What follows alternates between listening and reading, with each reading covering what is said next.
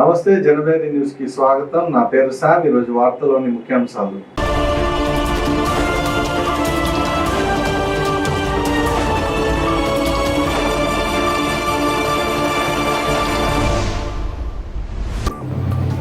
కోట గాంధీ విగ్రహం వద్ద కాంగ్రెస్ ధర్నా. రైతులు చైతన్యవంతులు కావాలి, కేంద్ర మాజీ మంత్రి చింతమోహన్ పిలుపు.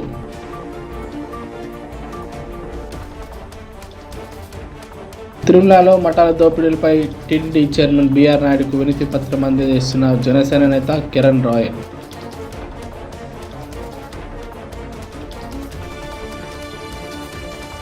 కన్నదాస్ జయంతి సందర్భంగా ఘనంగా నివాళులర్పించిన జిల్లా జాయింట్ కలెక్టర్ శుభం బన్సల్.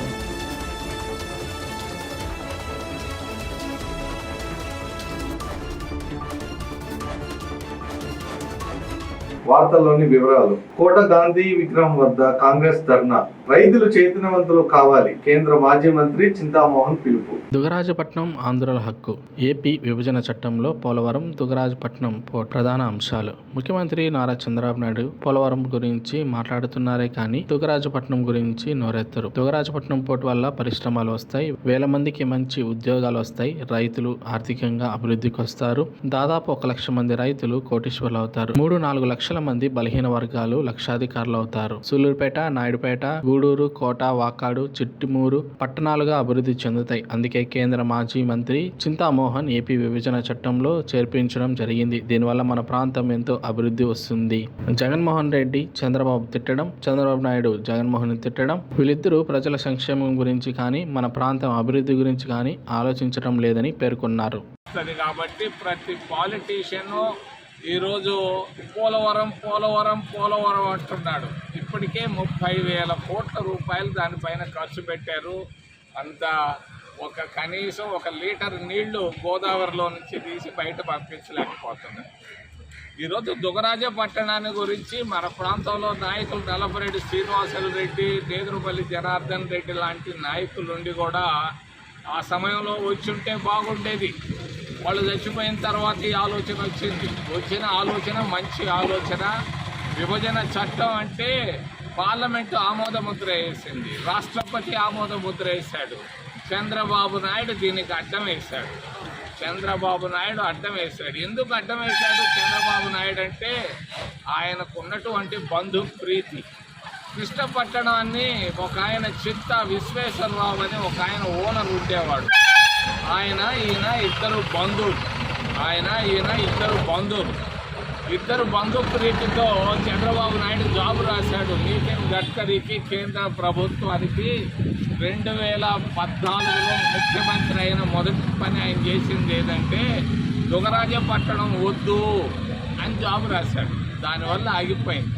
లేదు చంద్రబాబు నాయుడుకి వాళ్ళ తమ్ముడు చచ్చిపోతే నిన్న పోయి వచ్చాను నేను. చంద్రబాబు నాయుడుకి కోట నుంచి నేను తెలియజేస్తున్నా, మీరు చేసిందే పొరపాటు, ఆ పొరపాటును సరిదిద్దుకోండి.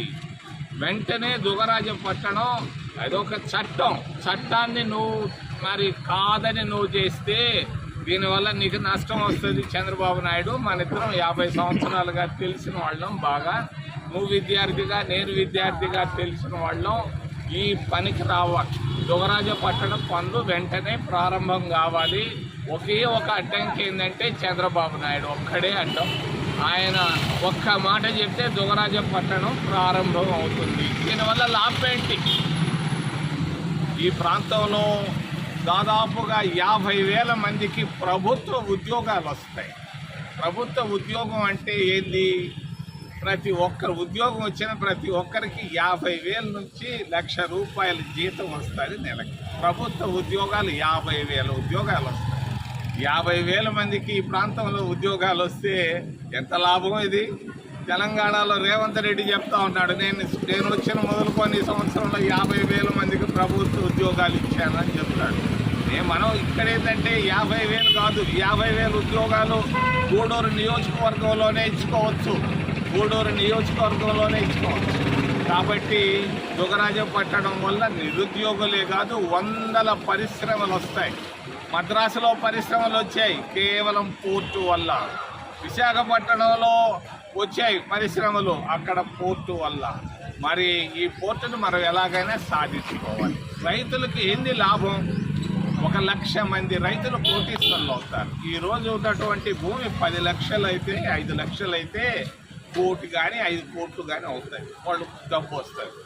ఇప్పుడు బలహీన వర్గాలు దాదాపుగా ఈ ప్రాంతంలో ఎక్కువ మంది ఉన్నారు, లక్షల మంది ఉన్నారు. వాళ్ళ ఇళ్ల స్థలమే 4 లక్షలు 5 లక్షలు వస్తుంది, కోర్టు వస్తే. ఇవన్నీ దూరం చూపుతో తీసుకురావడం జరిగింది. నేనే తీసుకొని వచ్చాను దుగరాజం పట్టణాన్ని. చాలామంది వద్దు వద్దు అని జాబు రాస్తే కూడా కాదని మన్మోహన్ సింగ్ గారు కాంగ్రెస్ పార్టీ దీనికి ఆమోద ముద్ర వేయడం జరిగింది. ఇది సరైన సమయం సాధించుకునేదానికి. ఎందుకనంటే ఇది మంచి సమయం. చంద్రబాబు నాయుడు కూడా దీన్ని కాదనలేడు. కాదంటే అతను నష్టం వస్తుంది. చంద్రబాబు నాయుడు ఈరోజు చేస్తున్న పని ఏంటంటే అమరావతి అంటాడు. అమరావతిలో రాజధాని కట్టాలంటాడు, కృష్ణానదిలో ఆయన రాజధాని కట్టాలంటాడు. పోలవరం మరి ఈ దుగరాజపట్టణాన్ని గురించి ఆయన ఇప్పటిదాకా నోరు తెరవల. చట్టంలో ఉంది, నోరే తెరవటం లేదు. ఎందుకనంటే ఇక్కడ ప్రైవేటు భూములు లేవు, ఆయన ఎవరు సొంత భూములు, అన్ని ప్రభుత్వ భూములు ఉన్నాయి. అందువల్ల ఎవరు నోరు తెరవటం లేదు. ఈరోజు నాకు తెలుసు సమస్య. మరి ఎలాగైనా కూడా ఈ దుగరాజ పట్టణ ఓడరేవును మనం సాధించుకుందాం, సాధించి తీరుతాం. ఇది చట్టం. చట్టానికి వ్యతిరేకంగా చంద్రబాబు నాయుడు కాదు కదా, రాష్ట్రపతి కాదు కదా, ప్రధానమంత్రి కూడా ఏమీ చేయలేరు. దీన్ని సాధించుకునేదానికి ఒకటి కావాలి, చైతన్యం కావాలి. దుగరాజపట్నం అంటే నేను బంకు పోయి అయితే జగరాజపట్నం కావాలంటున్నారు, కానీ బంకుల్లో కూర్చొని ఇళ్లల్లో కూర్చుంటే ఇది రాదు. లడ్డు ముద్ద కావాలంటే లడ్డు ముద్ద వచ్చి నోట్లో ఎవరు పెట్టరు. లడ్డు ముద్ద మనం తయారు చేసుకోవాలి. దీనిలో కొంత చైతన్యం అవసరం. రైతుల్లో చైతన్యం అవసరం, నిరుద్యోగుల్లో చైతన్యం అవసరం, యువకుల్లో చైతన్యం అవసరం. ఈ చైతన్యంతో ఏదైనా సాధించుకోగలం. అమరావతి పైన ఉన్నంత ప్రేమ దుగరాజపట్టణం పైన చంద్రబాబు నాయుడికి లేనే లేదు. మరి ఆ క్రితంలో ఉన్న రాజశేఖర రెడ్డి కొడుకు కూడా ఆయనకి ప్రేమ లేదు ఈ ప్రాంతం పైన.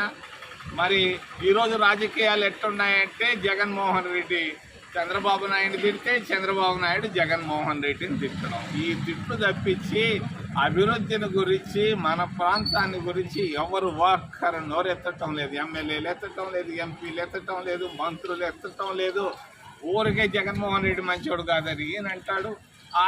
జగన్మోహన్ రెడ్డి ఏమంటాయంటే చంద్రబాబు నాయుడు మంచోడు కాదు. వీళ్ళిద్దరు మాటలు తప్పించి ప్రయోజనం లేనటువంటి పనులు తప్ప ఏమీ లేనటువంటి కార్యక్రమాలు జరుగుతున్నాయి. మనం దుగరాజపట్టణాన్ని మనం సాధించుకున్నాం, సాధించి తీరుతాం. ప్రతి ఇంటికి వచ్చి మేము కరపత్రాన్ని ఇచ్చి ప్రజలను చైతన్యవంతులు చేసేదానికి ఈ కార్యక్రమం ఏర్పాటు చేయడం జరిగింది. ఖచ్చితంగా చైతన్యవంతులను చేసి దీన్ని సాధిస్తాం. ప్రతి ఇంటిలో ఉన్న నిరుద్యోగికి ఉద్యోగం ఇప్పించే బాధ్యత మేము తీసుకుంటున్నాం కాంగ్రెస్ పార్టీ తరఫున తెలియజేస్తూ. తిరుమలలో మఠాల దోపిడీపై టీటీడీ చైర్మన్ బిఆర్ నాయుడుకు వినతి పత్రం అందజేసిన జనసేన నేత కిరణ్ రాయల్. పెళ్లి చేసుకోవాలంటే లక్షలు 5 స్టార్ హోటల్ నుంచి రేట్లు తీసుకుంటారు. వీళ్ళ దగ్గర ఒకరిద్దరు చేతులు మటలు పూర్తి చేయగలుగుతారు. వాళ్ళు ఏం చేస్తారంటే ఒక చోట 10 మంది పెళ్లి చేయాలన్నా 100 మంది పెళ్లి చేయాలన్నా లక్షలు కట్టాల్సిన, లేదంటే పెళ్లి చేసుకోకుండా ఉండిపోయిన భక్తులు పెళ్లి చేసుకోండి. ఈ రోజు పెళ్లి చేసుకునే పరిస్థితి ఉన్నారు. 5 స్టార్ హోటల్ తీసుకోవచ్చు, ఆ స్లాంగ్ తీసుకెళ్ళిపోవచ్చు. అలాగే గత ప్రభుత్వం అక్రమ కట్టడాలు కాబట్టి కోటి 2 దాని మీద కోర్టు కూడా వెళ్ళాము. అది కొట్టేమని కూడా కోర్టు ఆర్డర్ ఇచ్చాము. దాని మీద టీటీడీ ఎందుకు చర్య తీసుకోలేదు. ఎందుకంటే కొంతమంది అధికారులు, టీటీడీ అధికారులే వాళ్ళకి సైన్స్ సపోర్ట్ చేశారు. ఆ బిల్డింగ్ పర్మిషన్ కానివ్వండి, ఇప్పుడు ఏడ కొట్టేయాలని చెప్పి కూడా వాళ్ళు లీవులు పెట్టి పారిపోయారు కొంతమంది కూడా. దాని మీద మీరైతే కరెక్ట్ గా దాన్ని పరిశీలన చేయగలుగుతారు. భక్తులకి దాదాపు 100 పాయింట్లు నుంచి బోర్డు లేదు, బ్యాక్లాగ్ చాలా అదే ఉంది. నోటీసులు పెట్టుకుంటే నెక్స్ట్ గవర్నమెంట్ ఈ మఠాల మీద ఏదైతే. ఓం నమో వెంకటేశాయ. ఈరోజు కూటమి ప్రభుత్వ అధికారులు వచ్చిన తర్వాత తిరుమల తిరుపతి దేవస్థానం పాలక మండలి మొట్టమొదటి సమావేశం జరగబోతోంది. 6 నెలల తర్వాత ఎప్పుడెప్పుడో జరుగుతున్న సమావేశానికి ఈరోజు చాలా చర్చలు, చాలా అంశాలు ఉన్నాయి. అందులో భాగంగా ముఖ్యంగా ప్రభుత్వం వచ్చిన వెంటనే ఏదైతే తిరుమల ప్రక్షాళన చేయాలని పవన్ కళ్యాణ్ గారు అనుకున్నారో అందులో భాగంగా చంద్రబాబు గారితో మాట్లాడినాం. టీటీడీ తిరుమలలో ఎక్కడైతే మఠాల పేరుతో స్కామ్ చేస్తున్నారో, గత ప్రభుత్వంలో వైసీపీ నేతల్లోకి మఠాల చేతికి వెళ్ళిపోయి భక్తుల దగ్గర 100ల రూపాయలు ఇవ్వాల్సిన మఠాలని 1000 రూపాయలు వసూలు చేసి లక్షలు దోచుకొని కోట్లు దోచుకున్నారు. ఈ విషయాన్ని గతంలో మేము చాలా పెద్ద ఎత్తున పోరాటం చేసిన తర్వాత కొంచెం తగ్గినట్టు నటించారు కానీ ఎక్కడ కూడా తగ్గలేదు. ఇప్పటికి కూడా వైసీపీ నేతల చేతుల్లో పూర్తిగా మఠాలు వెళ్ళిపోయినాయి. స్వామీజీలకి బాబాజీలకి మఠాలు ఇస్తే దాని వైసీపీ నేతలు తీసుకొని సిండికేట్ అయిపోయి ఓ సామాన్య భక్తులు ఉండడానికి స్థలం లేదు, ఒక పెళ్లి చేసుకోవాలన్నా కుదరదు, 5 స్టార్ హోటల్ మించిన రేట్లు పెట్టేసి సిండికేట్ అయి భక్తుల దగ్గర నిలువ దోపిడీ చేస్తారు. ఈ విషయాలన్నీ కూడా ఈ రోజు నూతన టీటీడీ చైర్మన్ గారి దృష్టికి తీసుకెళ్లాను. ఆయన సానుకూలంగా స్పందించారు. ఖచ్చితంగా బోర్డులో ఈ అంశం ఎత్తాము. ఏదైతే అక్రమంగా వసూలు చేసిన మఠాలు ఉన్నాయో, దౌర్జన్యంగా అక్రమ కట్టడాలు కట్టాల మఠాలు ఉన్నాయో అవన్నీ కూడా కూల్చేయాలి. అలాగే ఆల్రెడీ గతంలో కూడా కోర్టులో కేసేస్తే కోర్టు కూడా సానుకూలంగా ఇచ్చింది, అక్రమ కట్టడాలు కూల్చేయాలని చెప్పి. అదేవిధంగా మఠాల పేరుతో ఎక్కడైతే డబ్బు వసూలు చేస్తారో, పెళ్లిళ్ల పేరుతో ఎక్కడైతే సిండికేట్ అయ్యి వసూలు చేసి భక్తులు దోచుకుంటారో అవన్నీ కూడా ఆయన దృష్టికి తీసుకెళ్లా ఖచ్చితంగా బోర్డులో మాట్లాడి దానిపై చర్యలు తీసుకొని భక్తులకి న్యాయం చేసి భక్తులకి అన్ని విధాల సౌకర్యాలు ఏర్పాటు చేస్తామని చెప్పి కూడా హామీ ఇవ్వడం జరిగింది. ఇప్పుడు ఎన్ని మఠాలు ఉన్నాయి నా విధంగా? తిరుమలలో దాదాపు 60% మఠాలు మొత్తం కూడా వైసీపీ నేతల చేతుల్లోకి వెళ్ళిపోయి వాళ్ళందరూ కూడా విచ్చలవిడికి దోచుకున్నారు, భక్తుల్ని విపరీతంగా మోసం చేశారు. అన్ని ఆధారాలు ఉన్నాయి కాబట్టి గతంలో కూడా ఆధారాలు మీకు అందరూ కూడా ఇచ్చాను. అలాగే చైర్మన్ గారు కూడా ఇవ్వబోతున్నాను. ఖచ్చితంగా చైర్మన్ గారు న్యాయం చేస్తారని చెప్పి కూడా ఆశిస్తున్నాను. పవన్ కళ్యాణ్ ను కలవాలి అని జనసేన పార్టీ కార్యాలయం వద్ద బైఠాయించి హల్చల్ చేస్తున్న లేడీ అఘోరి. మంగళగిరిలో లేడీ అఘోరి హల్చల్ చేసింది. జనసేన కార్యాలయం ముందు బైఠాయించి ఉప ముఖ్యమంత్రి పవన్ కళ్యాణ్ ను కలవాలని డిమాండ్ చేసింది. ఉదయం నుంచి రోడ్డుపై పలు వికృత చేష్టలు చేస్తుండడంతో అక్కడికి చేరుకున్న పోలీసులు ఆమెను సర్ది చెప్పి పంపించే ప్రయత్నం చేశారు. కాగా డిప్యూటీ సీఎం పవన్ కళ్యాణ్ ఆఫీసులో లేరని చెప్పినప్పటికీ తనను కార్యాలయం లోపలకు పంపించాలంటూ అక్కడున్న సెక్యూరిటీతో వాగ్వివాదానికి దిగింది. వాళ్ళు అంగీకరించకపోవడంతో జాతీయ రహదారిపై బైఠాయించి హడావుడి చేయడంతో అక్కడ గందరగోళం నెలకొంది. పోలీసులు ఎంత సర్ది చెప్పినా ఆమె అక్కడి నుంచి వెళ్ళనని, పవన్ కళ్యాణ్ ను కలిసే వెళ్తానంటూ మొండిపట్టు పట్టింది. కనదాసు జయంతి సందర్భంగా ఘనంగా నివాళులు అర్పించిన జిల్లా జాయింట్ కలెక్టర్ శుభం బన్సల్. తిరుపతి కనకదాసు జయంతిని పురస్కరించుకొని ఆయన చిత్రపటానికి జిల్లా జాయింట్ కలెక్టర్ శుభం బన్సాల్, డిఆర్ఓ నరసింహులతో కలిసి ఘనంగా పుష్పాంజలి ఘటించారు.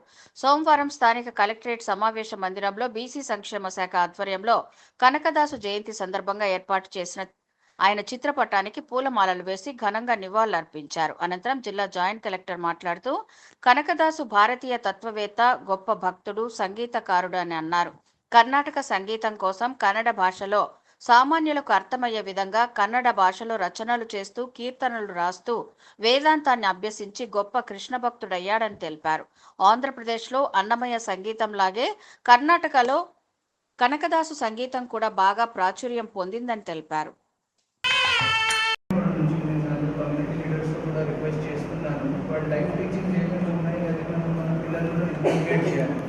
తెలుగులో కూడా అది ఒక మనం ప్రొపగేట్ చేయాలి.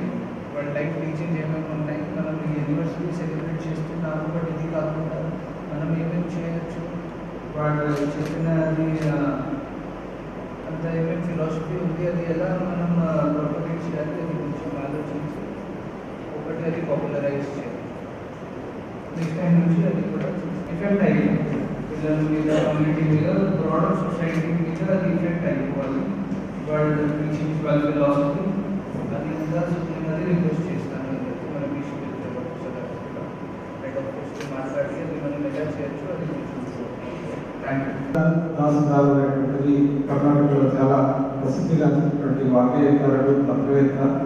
మనకు ఆంధ్రప్రదేశ్లో అన్నమాచార్య కీర్తనలు ఎలా అయితే ప్రసిద్ధిగాంచాయో కర్ణాటక రాష్ట్రంలో కూడా వారి సంగీతము, వారి పాటలు ఇవన్నీ కూడా చాలా అద్భుతంగా అక్కడ కర్ణాటకలో ప్రసిద్ధి పొందారు.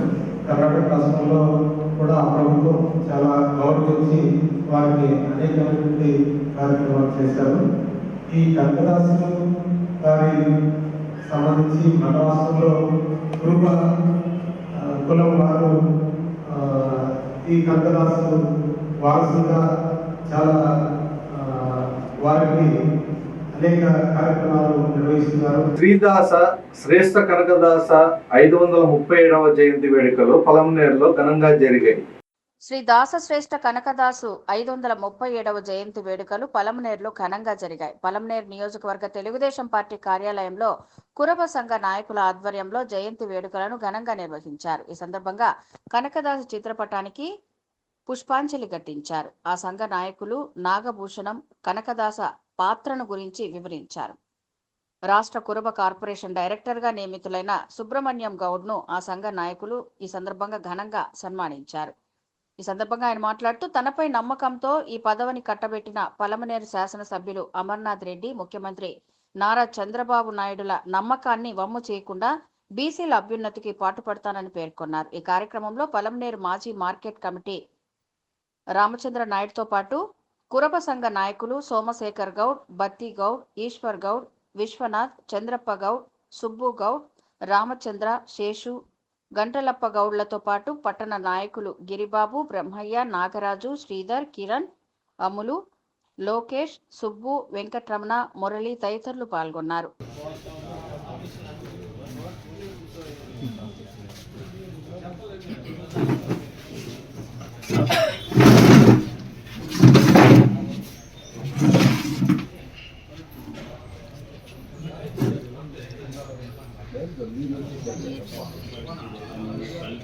జై కనక మహారాజ్ చెప్తున్నాను.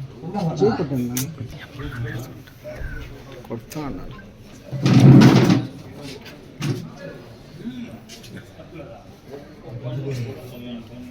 జై కనకదాస జై కనకదాస గురువుల ఐక్యత గురువుల ఐక్యత గురువుల ఐక్యత జై కనకదాస జై కనకదాస జై జై కనకదాస గురువుల ఐక్యత గురువుల ఐక్యత హారతి ఇచ్చేటప్పుడే చెప్పింది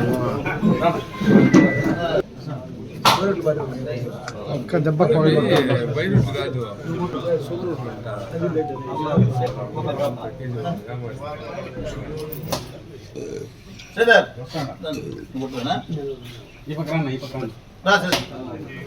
కరుపురమైన ఇప్పుడు అది జై కనకదాస జై కనకదాస జై కనకదాస జై కనకదాస జై కనకదాస జై కనకదాస గురువుల ఐక్యత వర్ధిల్లాలి గురువుల ఐక్యత వర్ధిల్లాలి గురువుల ఐక్యత వర్ధిల్లాలి జై కనకదాస జై కనకదాస జై కనకదాస జై కనకదాస జై కనకదాస జై కనకదాస జై కనకదాస జై కనకదాస జై కనకదాస జై కనకదాస జై కనకదాస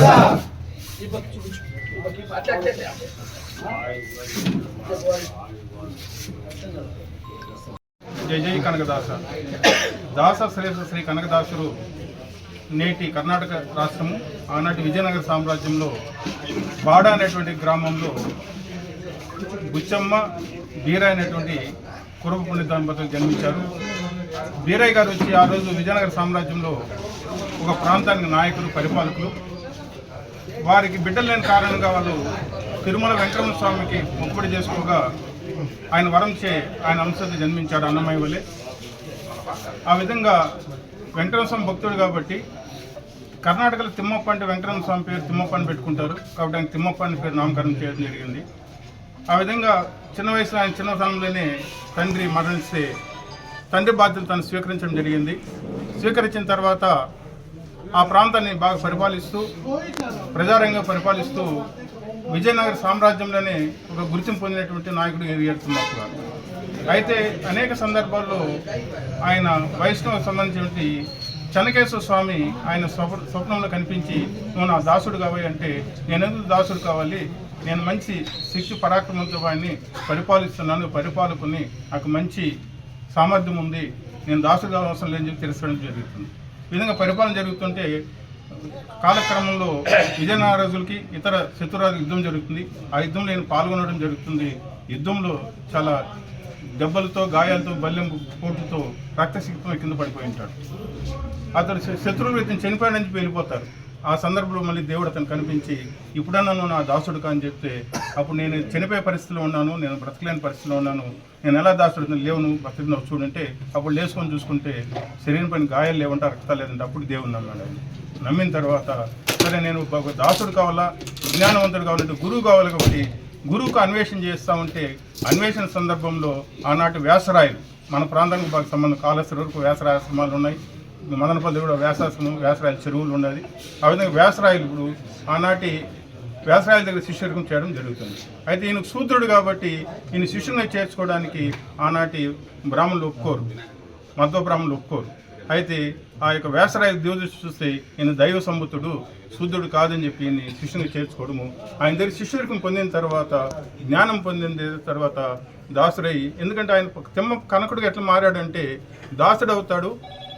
దాసుడైన తర్వాత దొరికిన సంపదనంతా కూడా ప్రజలకి దానం చేస్తాడు, కనకదాసుడు అయ్యాడు. ఆ విధంగా తిమ్మప్ప శ్రీ కనకదాసుగా మారడం జరిగింది. దేశాటన చేస్తూ ఆ సందర్భంలో మన తిరుమల తిరుపతి వెంకటరమణ స్వామి ఆయనకి ఆహ్వానం పలకడం జరిగింది. స్వప్నంలో ఆయన కళ్యాణానికి ఆహ్వానిస్తాడు. ఈయన వెళ్తే ఈయన వేషాధారణతో ఒక తంబూరు, చినిగిన బట్టలు, ఈయనకు ఆధారం చూస్తే ఒక పిచ్చివాడిలాగా ఉంటాడు ఈయన. అక్కడ నుండి ప్రధాన అర్చకులు కావచ్చు, గుళ్ళో పూజలు కావచ్చు, తిరుపతి వెంకటరమణ స్వామి గుళ్ళకి లోపల రానిరు, బయట తోయేస్తారు. తోసేసిన సందర్భంలో బాధపడతాడు. అయ్యా నన్ను ఆహ్వానించి నాకు అవమానం చేస్తున్నావా, ఏమి పరిస్థితి నాకు అని చెప్పి బాధపడుతూ ఎక్కడో చెట్టు కింద ఆ రోజు పడుకుంటే, ఆ రోజు వర్షాలు తెలుసు కదా, మామూలుగా వర్షాకాలం ఉంటుంది, వర్షానికి తడిచి చలికి వణుకుతుంటే ఆయనకి స్వయంగా శ్రీ వెంకటరమణ స్వామి తను కప్పినటువంటి వస్త్రాన్ని పట్టు వస్త్రంతో ఆయన కప్పడం జరుగుతుంది. ఆయన పెట్టిన నైవేద్యాన్ని తీసుకుపోయి ఆయన పెట్టడం జరుగుతుంది వెంకటరమణ స్వామి. తెల్లవారు ఉదయం వెళ్ళి ప్రధాన అతిథులు చూస్తే గుడి లోపల పాత్రలు ఉండవు, వెండి పాత్రలు కానీ, దేవుని కప్పిన వస్త్రం ఉండదు. కాబట్టి అప్పుడు ఎక్కడ దొంగతనం జరిగింది చెప్పి వెతికితే ఈయన దగ్గర దొరుకుతాయి. అప్పుడు ఈయన దొంగ అని చెప్పి నిందించడం జరుగుతుంది, ఈయన అవమానపరచడం జరుగుతుంది. ఆయన బాధపడతాడు, అయ్యా నన్ను పిలిచి నన్ను ఇట్లా అవమానిస్తుందని చెప్పి వెంకటరమణ స్వామికి ఈయన లోపల మొరబెట్టుకోవడం జరుగుతుంది. ఆ రోజు మళ్ళీ ప్రధాన అర్చకులకి దేవుడు స్వప్నంలో వెళ్ళి ఆయన నా భక్తుడు, నేను ఆయన ఆహ్వానిస్తే మరుసటి రోజు పూర్ణ కుంభంతో ఆయన స్వాగతం పలికి దర్శనం ఏర్పాట్లు చేయడం జరుగుతుంది కనకదాసు. ఈ విధంగా తిరుమల తిరుపతి వెంకటరమణ స్వామికిను కనకదాసు భక్తుడు కాబట్టి అవనవ సంబంధం ఉంది. ముఖ్యంగా ఆయన మా కులంలో పుట్టాడు కాబట్టి మేము గర్వంగా ఫీల్ అవుతున్నాం. కాబట్టి చివరిగా మొన్న కూడా మన కుప్పంలో మనం నారా చంద్రబాబు నాయుడు మాన్య ముఖ్యమంత్రి వర్యులు, తెలుగుదేశం జాతీయ అధ్యక్షులు మా యొక్క కులాన్ని గుర్తించి గౌరవించి ఈ కనకదాసు పండుగ రాష్ట్ర పండుగ అనౌన్స్ చేయడం జరిగింది.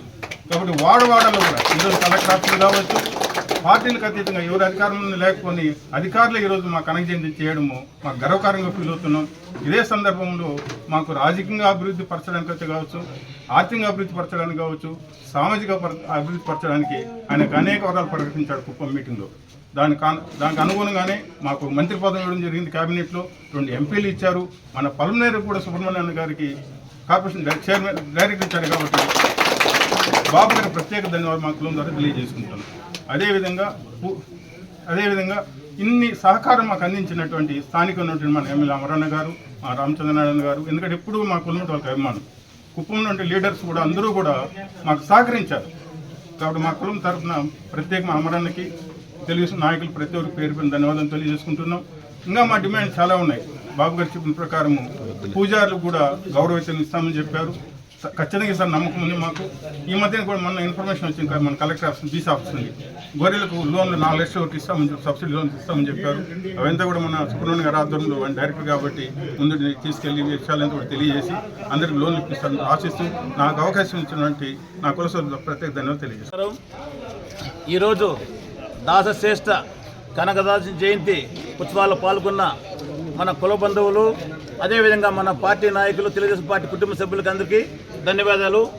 ఈరోజు కనకదాసు జయంతి సందర్భంగా నాకు గౌరవనీయులు మాజీ మంత్రివర్యులు అమర్నాథ్ రెడ్డి గారి ఆదేశాల మేరకు జాతీయ అధ్యక్షులు నారా చంద్రబాబు నాయుడు, సీఎం ముఖ్యమంత్రిగా నారా చంద్రబాబు నాయుడు గారి ఆదేశాల మేరకు, అదేవిధంగా ఉప ముఖ్యమంత్రి అయిన పవన్ కళ్యాణ్ గారి ఆదేశం మేరకు, జాతీయ కార్యదర్శి మన లోకేష్ బాబు గారి ఆదేశాల మేరకు ఈరోజు నాకు కురుబ కార్పొరేషన్ డైరెక్ట్గా ఇవ్వడం నాకు చాలా సంతోషము.